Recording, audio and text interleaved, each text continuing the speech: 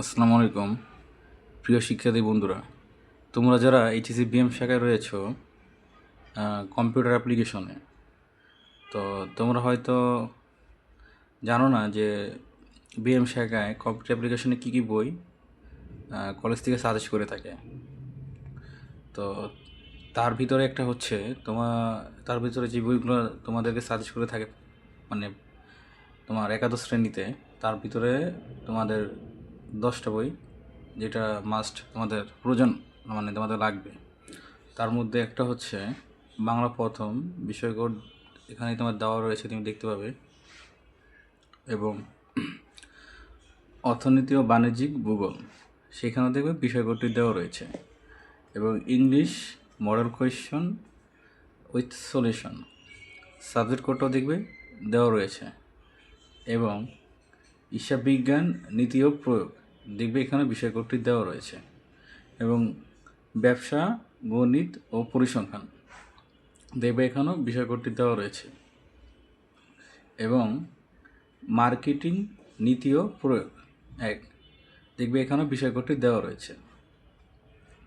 এবং দেখবে ব্যবসা সংগঠন ও ব্যবস্থাপনা এক বিষয়কোডটি দেওয়া রয়েছে।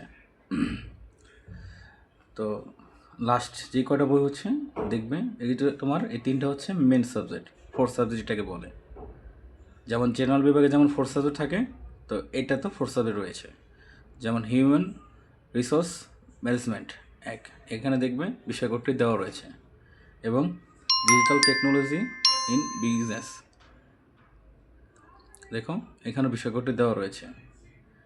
এবং কম্পিউটার অফিস অ্যাপ্লিকেশন এক, এখানে দেখবে বিষয়কোডটি দেওয়া রয়েছে। তো তোমাদের একাদশ শ্রেণীর বিএম শাখায় প্রথম বছর তোমার 10টি বই তোমার লাগবে। তো সেই 10টি বইয়ের যে বুক লিস্ট, সেটা তোমাদেরকে ভিডিও আকারে উল্লেখ করে দিলাম। প্রত্যেক বছর 2 বছরে তোমার একাদশ শ্রেণীতে 10 সেট শেষ হবে। এবং দ্বিতীয় বছর তোমার দ্বাদশ শ্রেণীতে দ্বিতীয়, মানে আর এক সেট শেষ হবে, ওইটা হচ্ছে দ্বিতীয় বছর, ওটা শেষ।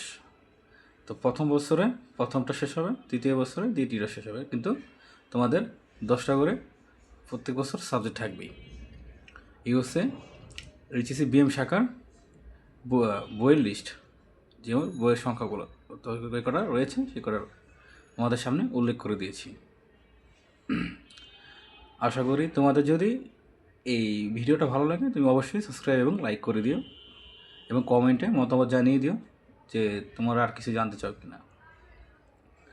তোমাদের কারিগরি বিএম শাখা যে কোনো বিষয় জানতে হলে অবশ্যই তোমরা চ্যানেলটি সাবস্ক্রাইব করে রাখো। এবং যে কোনো শিক্ষামূলক বিষয় জানতে হলে কমেন্ট করে আমাদেরকে জানাও। ধন্যবাদ।